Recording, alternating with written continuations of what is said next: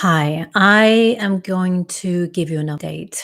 Um, my update is about me going through a dark night of the soul these past couple of weeks, and I'm feeling a bit more integrated and grounded now to be able to come back and share what's been going on for me. So before I start, I just going to introduce myself. I'm Natasha Bailey from Soul Mission. So this is an update on some very deep healings I had some months ago. I had J seal removal. I had a chakra and aura clearing, and I also had a clearing on psychic attack, which included an installation of a mirror shield around me. And all of these had a 3 to 4 month integration period. So basically, in the past month, those integration periods were all coming to a completion point. And at the same time, I left my safe, secure job. And at the same time, I also got triggered in relationship. And this brought up a lot of inner child, wounded child trauma. So I literally went through 3 weeks of really intense grief, literally gut-wrenching stuff, and sadness on another layer that I hadn't experienced. And eventually it got to the point where, as I was sitting with the grief and allowing it to flow through to process, and I've been getting support as well, I got to the point where I came to a point where I felt the void inside me, like I didn't know who I was anymore, and basically experienced a form of ego death. So, that's a very strange feeling to be in. If I describe it, some of you may recognize this, but I've literally for a day, I felt like I didn't know who I was, and just making simple decisions was really difficult. Like, should I make a cup of tea or should I go for a walk? And that lack of presence of ego. And believe me, not all ego is bad. It's useful having an ego because you have some direction and focus in life. But that old ego, the ego that contained dysfunctional patterns and old wounding from childhood, it had to die. And so I'm going through what you would call a rebirth period. Now, thank God, I have experienced this before, over 10 years ago, when I first started my healing journey. I experienced that. So I kind of recognize, okay, this is what's happening again.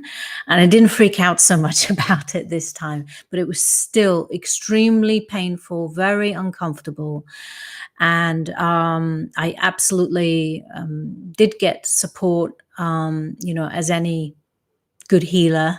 I am still working on me, so I'm continuing to do my work, and I've had all the support I needed for that, and I'm truly, truly thankful for that. But it definitely meant for a good couple of weeks I wasn't sleeping properly. I felt like my nervous system was really aroused, hyper aroused, and I don't mean like sexually aroused, but I mean in a state of agitation. And throughout that, I got triggered in relationship, and it was painful but very useful experience to show me what needed to come up to be resolved. So I really wanted to kind of share, what I've been going through with you guys, so that when you go through the healings, because I'm trained to do these healings as well on you, I'm going to advise you to make sure that in the last months of integration, make sure you've got support. either good friends around or a therapist or a coach, so that, you know, when stuff bubbles up, you have got people who are around to support you and hold the space for you, and allow you to go through this natural death and rebirth cycle. Um, and it's not all bad, you know. Some amazing things have come out of it. Like, literally, as I was doing certain practices for centering within myself and grounding, magical things have been happening in my business. You know, I've had more people coming to approach me for services, more money coming my way, more loving kindness, even from strangers. Outside, as I'm out and about walking, it's been yeah, very supportive.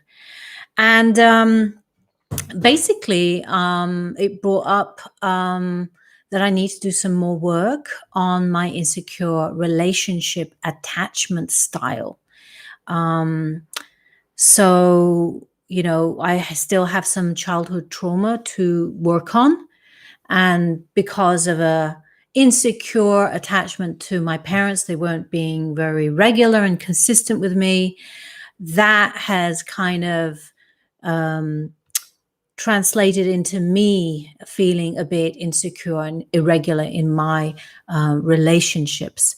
So I am going to do a series of videos about insecure relationship attachment styles, and maybe you can identify which one maybe you might be experiencing, and I'm going to give you solutions what to do about it.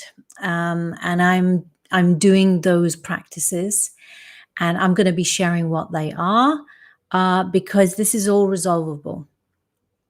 And this is just another deeper layer of healing, and for me, an understanding of how the body works, how the nervous system works when we have trauma, unresolved trauma sat within us, or if we haven't done certain final completing of trauma work, which is stuff that you wouldn't normally do in psychotherapy, in talk therapy. So this is going on a much deeper level, on a somatic level, on a body level.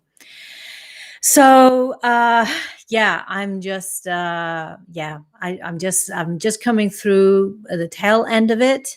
And I just wanted to let you guys know that if you don't immediately feel the results of your healing sessions, just wait. Just give it those last few months of integration, and you may find that stuff will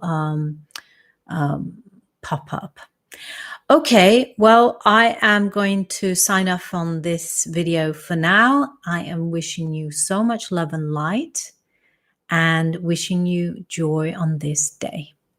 Much love. Bye-bye.